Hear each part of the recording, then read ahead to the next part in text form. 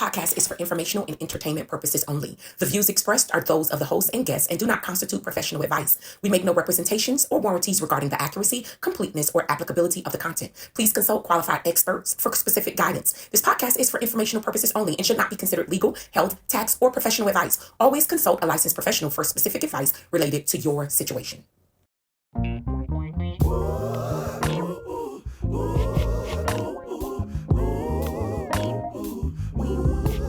Hey, listen, welcome to the Real Life Topics. Here I am, Lakeisha Stevenson. Thank you for joining us. You know, we are in this place really aiming to talk about topics and discussions that are going to bring awareness, resolution, and also evolution. And I am entering a different space and I'm going to be discussing some things that we may need a little help here, depending on where you are in your journey called life. I'm going to touch on a few things in these next few segments that, I'm going to warn you, they might be a little bit challenging. And I want to give a disclaimer, I am not aiming to trigger you, but what I do want you to understand is I wrote this in the book, Time Alone Does Not Heal All Wounds. What actually heals our wounds is us being able to process them. In my medical career, I worked as a vascular ultrasound tech. One of the things that I did was I treated many patients that were a part of the wound care program, meaning they were dealing with some kind of circulatory issue. And with that issue, sometimes you had to come to that wound and do a debridement is what it's called. You would have to come and scrape away at that wound to try to allow it to heal. There were also times where we had to give the patient what's called a wound vac.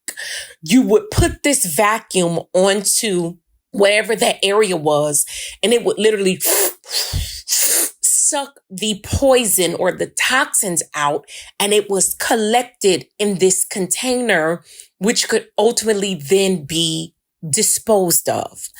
And when you see that, it does something to you. Sometimes people are in a lot of pain. Sometimes the tissue, we're working to get it not to die off, not to become necrotic.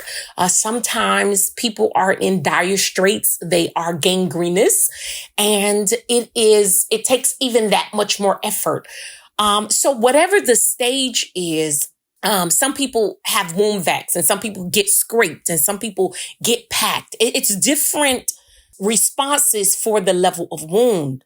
And so I knew that when I start hearing to come into these topics, that this won't be something we could just skate by. I'm going to tell some of you, if you're listening to this podcast and you have a therapist, you may want to make sure you get back with them, because I don't want to trigger you. But I do understand that there are certain things that we need to discuss and we need to continue to discuss until we find ourselves in just a healthy place of circulation. In this climate of social media and influences and things of that nature, it is so easy to be influenced by someone else's decision. But what I've come to understand more and more is that everyone cannot make the same decisions.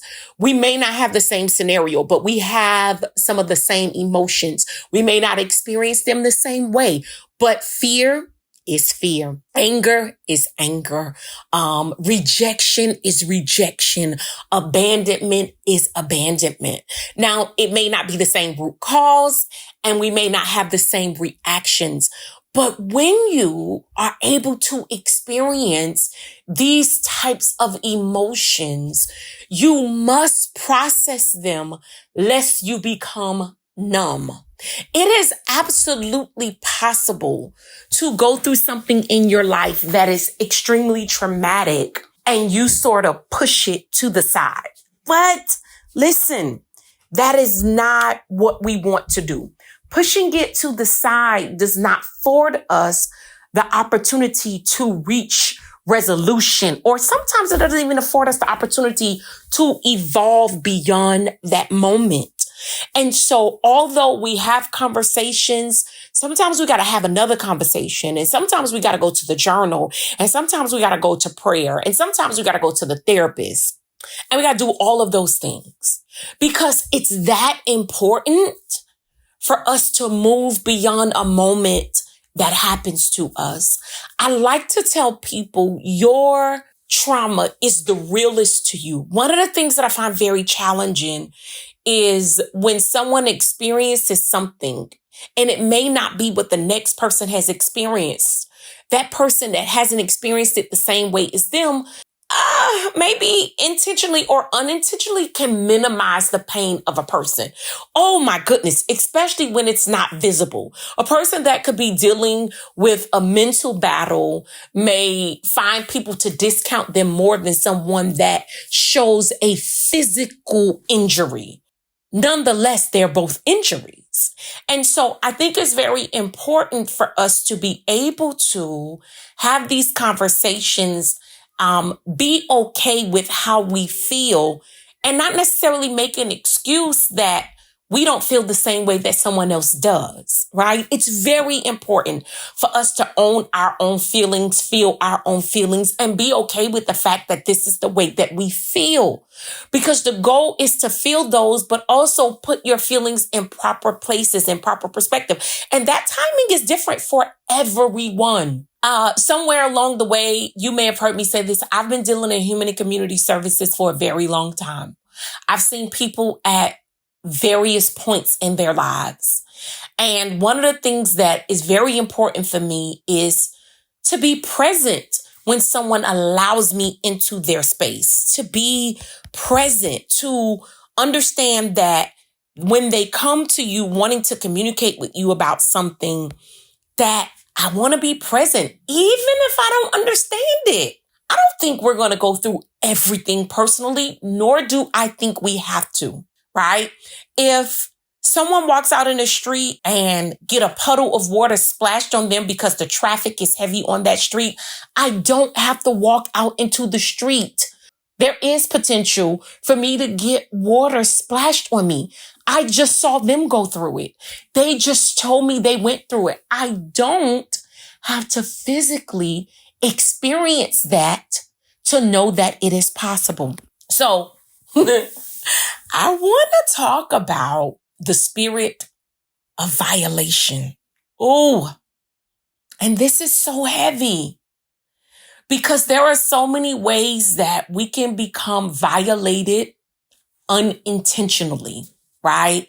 When you've experienced violation, when someone has taken advantage of you, when someone has not respected your boundaries, it is so important to process that. And it is because if you don't, you can subconsciously put down walls. And even though you didn't like it, you can continue to allow violation to happen even when you become aware of what it is.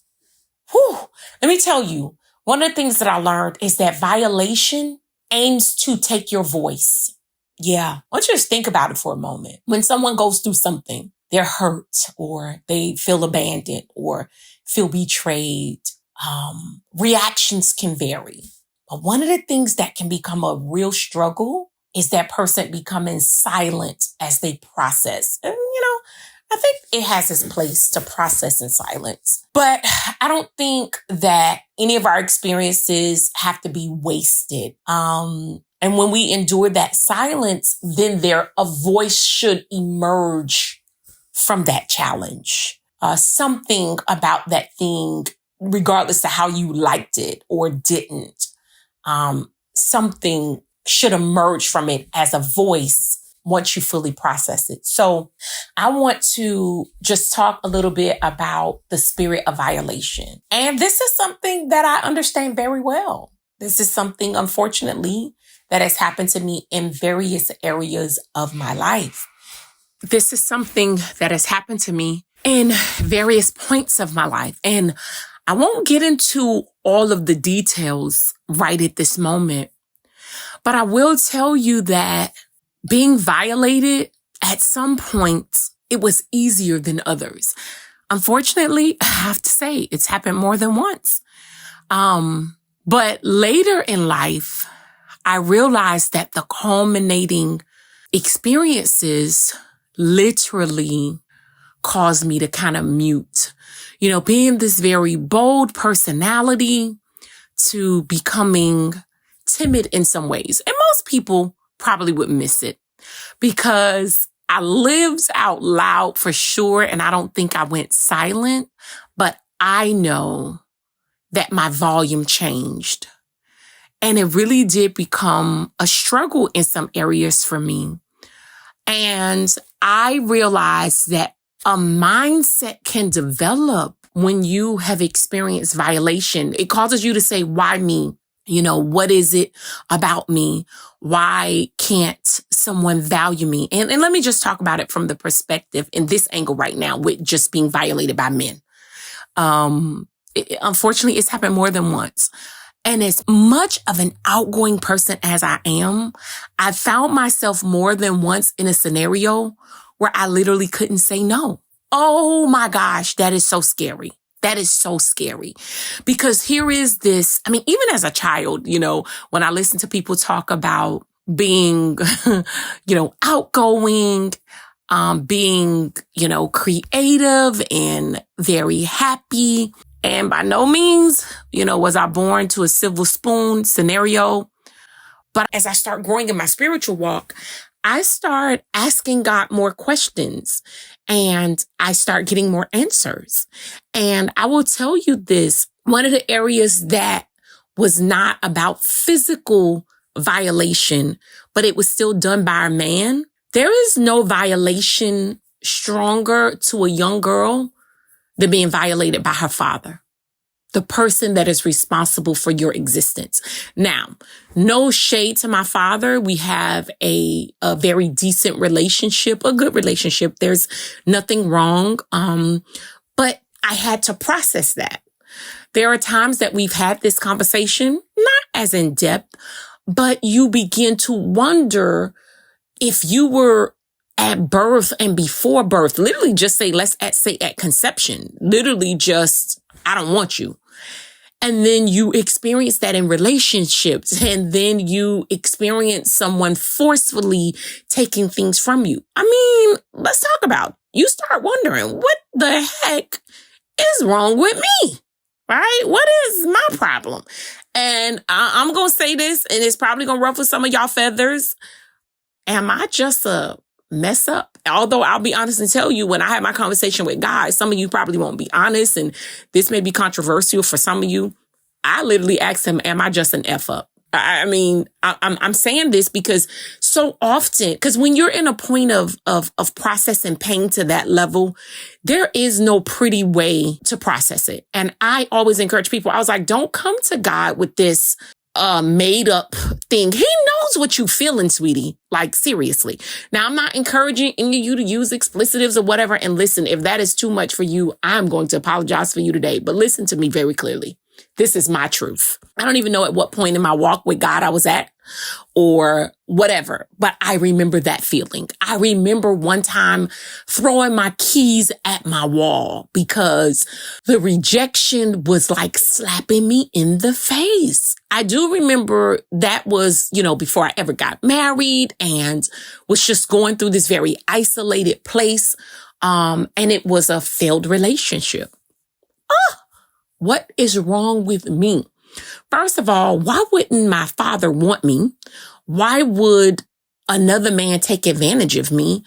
And okay, if I got over it as a child, now you are a young adult. And this is why I say it can take your voice.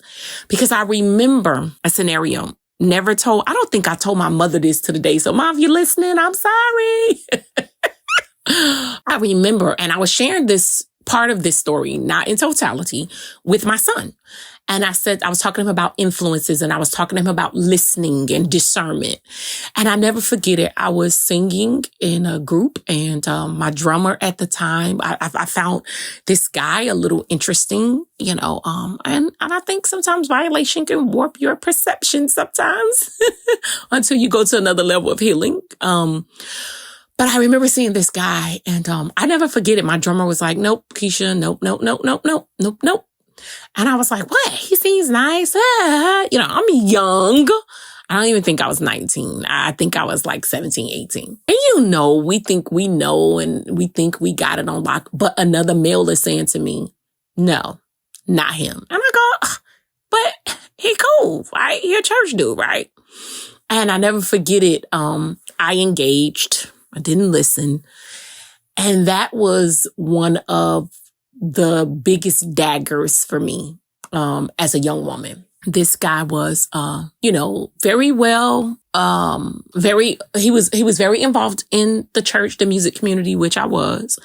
And, I entertained him, and literally the experience was that I remember leaving that night. He drove me home 90 miles an hour, didn't say anything to you. And I don't think he called me afterwards. So I don't have to tell you what happened.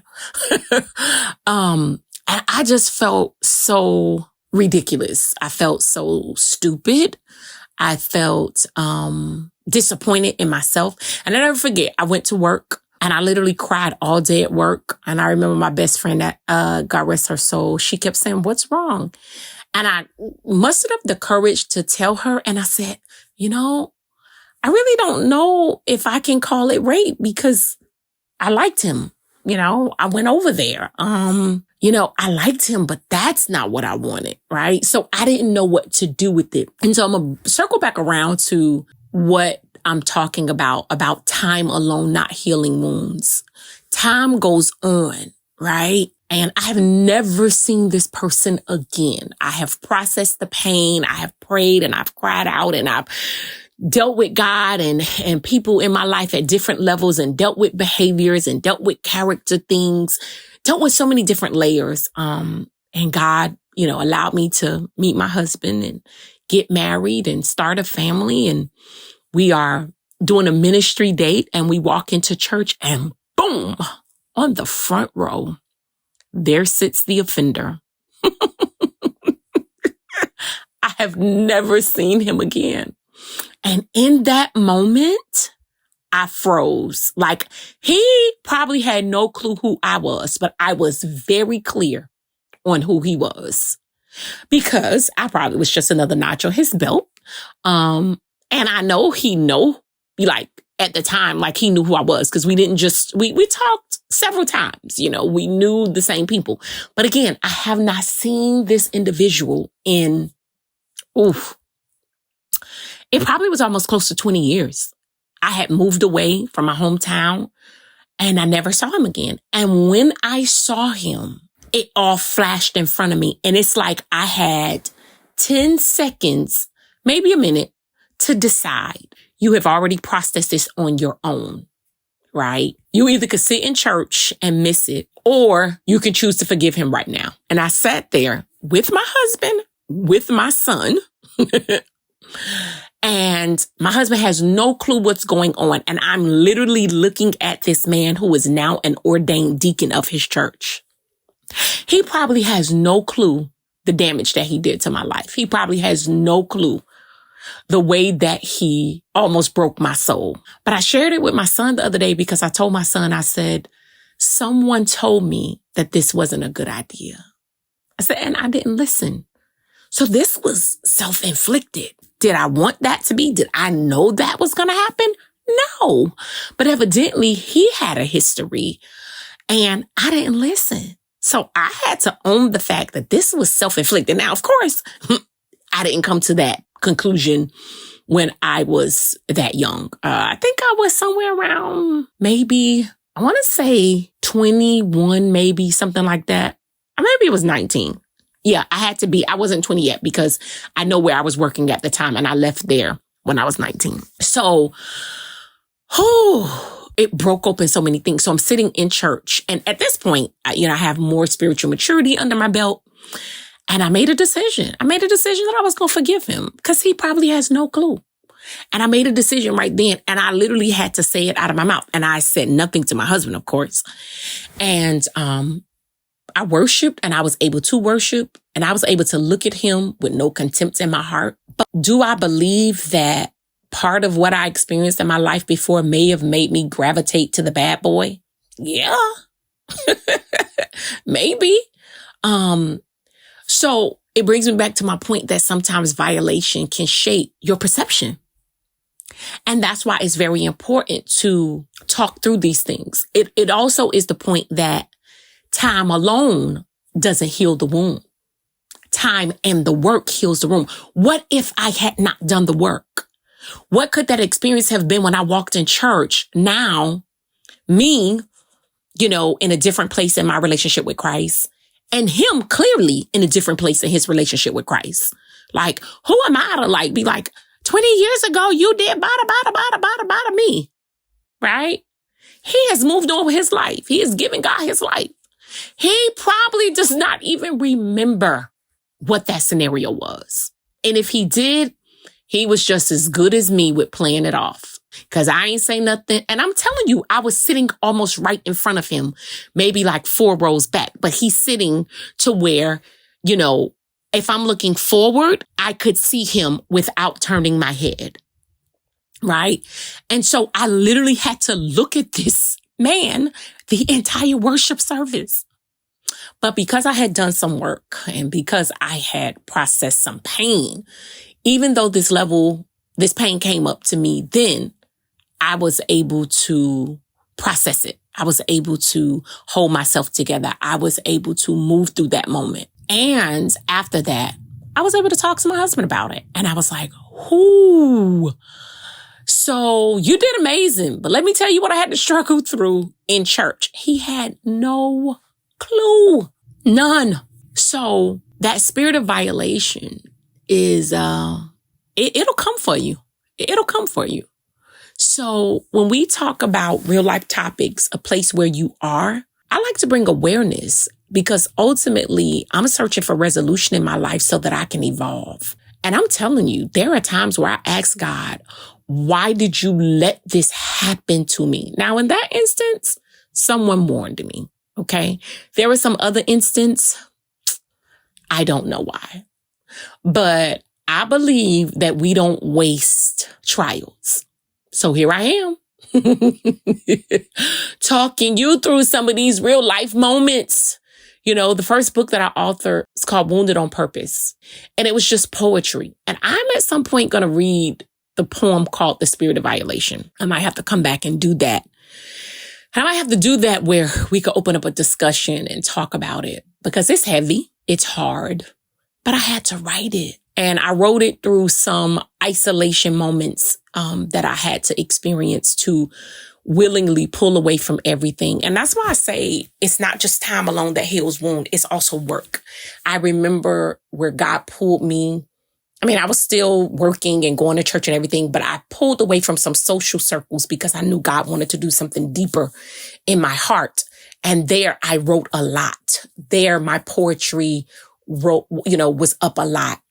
And this is how I know that some of the things you go through try to steal your voice, because as much as in that season I wrote a lot, I sang a lot, there came a point where I felt like I couldn't do either. So if you're at that place and you feel like there is some gift that's inside of you and you're struggling to bring it up, understand that your voice is one of the greatest powers that you have.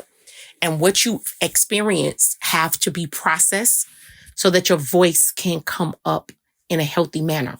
And so, this is a real conversation for me. I'm not fluffing anything, but I'm sharing with you in transparency because I did a lot of work to be able to share these moments, right?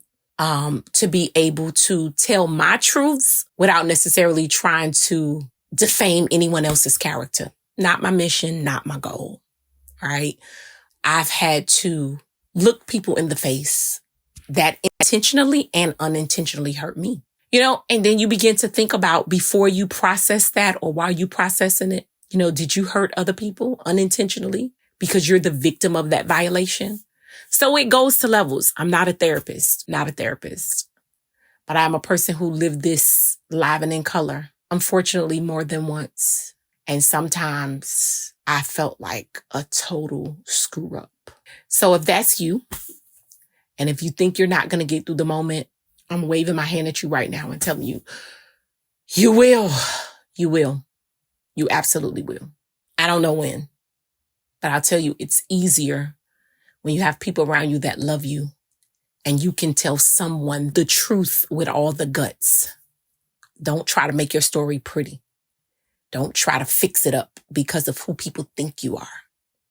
Don't worry if they think you should have gotten over it. It's kind of hard to get over something that you act like is not real. So here we are, Lakeisha Stevenson on Purpose Life.